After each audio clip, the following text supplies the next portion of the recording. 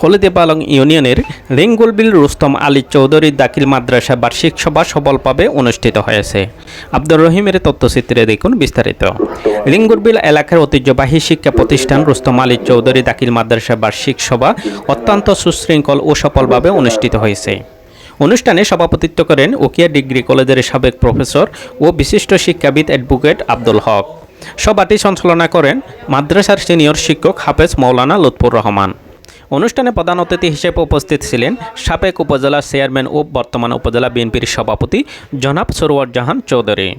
শুকরিয়া দিয়া এই মাদ্রাসা কর্তৃপক্ষ আর খুব একখান দিনের হাজত দিনের সভা দিনের খেদমত আর একে আসে দিনই প্রতিষ্ঠান করার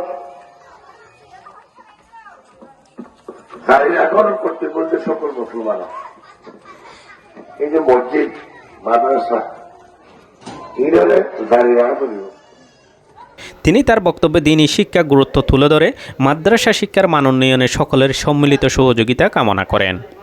বিশেষ অতিথি হিসেবে উপস্থিত ছিলেন উপজেলা বিএনপির সাংগঠনিক সম্পাদক জনাব সাইফুল ইসলাম শিকদার, হলদিয়া পালং ইউনিয়ন জামায়াতের আমির মৌলানা আবুল হুসাইন, সহ সেক্রেটারি মাইনুল কবির চৌধুরী, অ্যাডভোকেট মিজানুর রহমান চৌধুরী, মৌলানা জাহাঙ্গীর রফিক, মৌলানা মাহবুব আলম সহ এলাকার বিভিন্ন পর্যায়ের গণ্যমান্য ব্যক্তিবর্গ।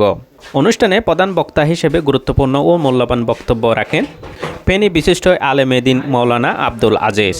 এছাড়া বক্তব্য প্রদান করেন মাদ্রাসার পরিচালক মুফতি নূর উদ্দিন সহ অন্যান্য অতিথিবৃন্দ।